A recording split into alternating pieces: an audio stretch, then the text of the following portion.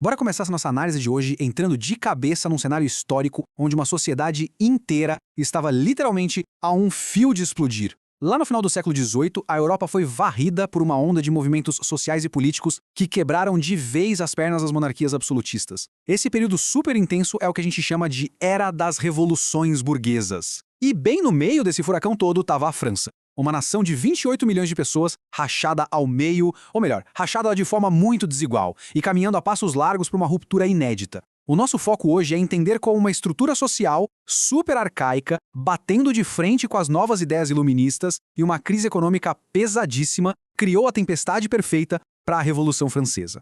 Ok, vamos mergulhar nisso. Esse número colossal na tela, 98%, não é só uma estatística fria. Ele é basicamente o coração de todo o problema que a gente vai desvendar aqui. Essa era, incrivelmente, a parcela exata da população francesa que carregava o peso da economia do país inteiro nas costas. E o pior, sem ter o menor sinal de privilégios ou garantias políticas. Era uma massa gigantesca de gente suando a camisa para sustentar uma estrutura que foi desenhada para beneficiar quase que exclusivamente os míseros 2% restantes. E para a gente sacar como esse absurdo se mantinha em pé, precisamos olhar para os dois mundos paralelos que existiam na França daquela época. Se a gente fizesse uma viagem no tempo para a França do século XVIII, a primeira coisa que ia pular os olhos era o brilho absoluto da cultura deles. O país era de longe o maior centro intelectual de toda a Europa. Festas chiquérrimas, teatros lotados, a arte bombando. Eram nos salões nobres que os grandes pensadores, caras como Montesquieu, Rousseau, Diderot e Voltaire, brilhavam.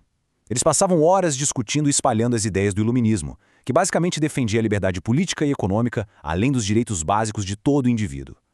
Olhando assim de fora, apareceu um ambiente super moderno, cheio de vanguarda intelectual e de liberdade, né? Mas aí vem o choque de realidade. Toda essa energia progressista dos salões intelectuais batia numa parede de concreto armada pela política do país. Diferente da Inglaterra, que já estava rodando com uma monarquia constitucional, a França ainda estava presa num sistema puramente absolutista, nas mãos do rei Luís XVI e da rainha Maria Antonieta. O rei tinha um poder que atropelava qualquer lei, qualquer costume ou qualquer camada da sociedade. E o detalhe mais assustador, esse poder era inquestionável. Por quê? Porque a base disso era o chamado direito divino dos reis. Ou seja, a vontade do rei era literalmente a vontade de Deus. Participação popular nas decisões? Zero. Para deixar esse abismo social bem claro, a gente precisa ver como as coisas eram divididas. A França ainda guardava uma herança pesada do feudalismo. Eles dividiam todo mundo em grupos chamados estamentos. E olha o drama, onde a pessoa nascia, ela morria. No topo, o primeiro estado, que era o clero. Eles representavam só 0,5% da população, tinham terras a perder de vista e adivinha? Não pagavam impostos. Logo abaixo, o segundo estado, a nobreza, com 1,5%. Também não pagavam tributos e ainda monopolizavam os cargos importantes do governo. E aí sobrou a base da pirâmide, o terceiro estado. Aqueles impressionantes 98% da galera que trabalhavam e pagavam a conta dessa festa toda. Mudar de vida nesse cenário era quase uma lenda urbana. E isso ilustra de forma brilhante como as pessoas se sentiam. O puro suco da desigualdade estrutural aparece demais nas sátiras dessa época. Pensa a figura clássica de um camponês exausto, apoiado numa enxada, que é o retrato cuspido e escarrado do terceiro estado. Ele está literalmente esmagado, carregando nas costas um clérigo e um nobre todos bem vestidos. É uma metáfora visual perfeita. A esmagadora maioria sendo sufocada por taxas e impostos, trabalhando de sol a sol só para bancar uma vida de luxo e isenção fiscal da galera que estava no topo. Agora, seria um erro gigante da nossa parte achar que esse terceiro estado era um bloco único de gente pobre no campo. A verdade é que era um grupo extremamente diverso. Tinha a alta burguesia, com banqueiros e donos de fábricas que nadavam em dinheiro, mas não tinham uma gota de poder político. Tinha a classe média, dos comerciantes, tinham os trabalhadores das cidades, e no campo, além dos camponeses, ainda existiam servos, um negócio totalmente medieval em pleno século XVIII. Mas sabe o que juntava toda essa galera tão diferente? A indignação. Todos compartilhavam a raiva de não terem voz política e o peso colossal de sustentar a nação inteira nas costas. Dentro dessa massa popular, a gente chega num grupo que virou um baita símbolo, os sans-culottes. A tradução literal é sem calções. Mas por quê? Bom, as roupas falavam muito na época. O culotte era aquela calça curta e apertada, chique, típica dos nobres e dos burgueses riquíssimos. Usar calças comuns, compridas, como as da classe trabalhadora, era uma prova visual de que a pessoa não fazia parte da elite. Era vestir, literalmente, a falta de privilégios sociais. E esses caras, com essas roupas comuns, logo iriam se transformar na força mais explosiva e radical nas ruas de Paris.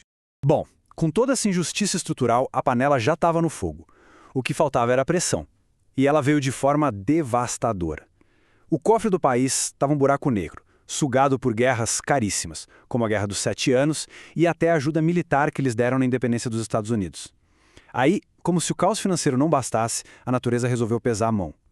Entre 88 e 89, um inverno rigorosíssimo varreu a França e destruiu as colheitas. Um golpe praticamente fatal para um país que vivia de agricultura. Sendo bem imparcial aqui, Luís XVI até tentou agir distribuindo esmolas durante esse inverno bizarro, que foi o pior desde 1709. Foi uma tentativa de amenizar a crise, claro, mas estruturalmente, esmola não tapa o buraco de um desastre iminente. Sem colheita, faltou trigo. O preço do pão deu um salto tão absurdo que a população simplesmente não conseguia mais comprar comida. A fome extrema tomou conta das ruas, e o desespero, rápido se transformou em rebeliões e saques por pura sobrevivência. A água bateu no pescoço. Os ministros olharam para as planilhas e a conta era óbvia. A única forma matemática de evitar a falência total do país era cortar os privilégios fiscais. A nobreza e o clero teriam que abrir a carteira e começar a pagar impostos. A resposta da elite? Um não bem grande e sonoro. A Assembleia dos Notáveis e o Parlamento, que eram a panelinha dos mais ricos, bateram pé e se recusaram a pagar qualquer coisa. E ainda tiveram a audácia de dizer que só pagariam se recebessem mais poder em troca. O rei, tentando equilibrar as contas, fez a pior escolha possível. Jogou mais impostos em cima do povo. O pavio já estava aceso. Completamente sem saída, em maio de 1789, o rei aperta o botão de emergência. Ele convoca a Assembleia dos Estados Gerais lá no Palácio de Versalhes. Essa era uma assembleia de formato medieval que reunia representantes das 3 classes. Só que tinha um detalhe chocante. Ela não era convocada desde 1614, 175 anos na gaveta. Para o povo morrendo de fome e para a burguesia frustrada, essa reunião virou o farol da esperança. Era o momento de cobrar o rei, pedir o fim da miséria e forçar mudanças reais nas leis. Então, o ponto crucial é o impasse nas regras do jogo. A estrutura de votação era um verdadeiro balde de água fria. O terceiro estado tinha de longe o maior número de deputados, mas a tradição antiga exigia o voto por estamento, ou seja, o clero todo junto tinha um único voto, a nobreza um único voto, e os 98% da população um único voto também. A matemática era cruel, a elite sempre se uniria e ganharia qualquer votação de 2-1. O terceiro estado bateu o pé e exigiu o voto por cabeça, o voto individual. O rei precisava decidir e ele escolheu apoiar a elite, mantendo o voto por grupo. Vamos avançar e ver como isso se constrói até um clímax quase cinematográfico. O terceiro estado, percebendo que não teria chance, joga tudo pro alto e simplesmente abandona a sessão. Eles andam por Versalhes, acham um salão de jogos de bola vazio e se trancam lá dentro. Num ato de pura rebeldia, declaram que a partir daquele minuto, eles é que são a verdadeira Assembleia Nacional. Logo em seguida, evoluem o discurso e se declaram Assembleia Nacional Constituinte. Estavam ali, na cara do rei, exigindo uma constituição e igualdade jurídica, totalmente inspirados pelo iluminismo. Sem apoio político, o rei é humilhado e tem que ordenar que a nobreza e o clero se juntem aos rebeldes. O absolutismo tinha acabado de rachar. A ficha da população estava caindo numa velocidade impressionante. Dá só uma olhada nesse trecho autêntico dos cadernos de súplicas, que eram documentos onde o povo registrava suas demandas na época. Pedimos que todos os privilégios sejam abolidos. Os habitantes do campo são os mais úteis ao Estado porque, por seu trabalho, o fazem viver.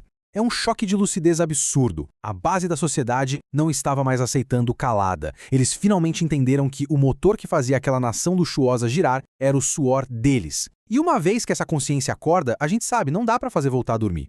Com essa assembleia formada a contragosto do rei, a ponte de volta para o velho feudalismo e para o absolutismo foi implodida. A poeira dos debates iria, muito em breve, estourar nas ruas e dar início à fase mais intensa da Revolução. Olhando para trás, para esse abismo de privilégios caindo por terra perante a pressão popular, a gente fecha essa nossa análise com uma provocação, uma dúvida fundamental que ainda ecoa.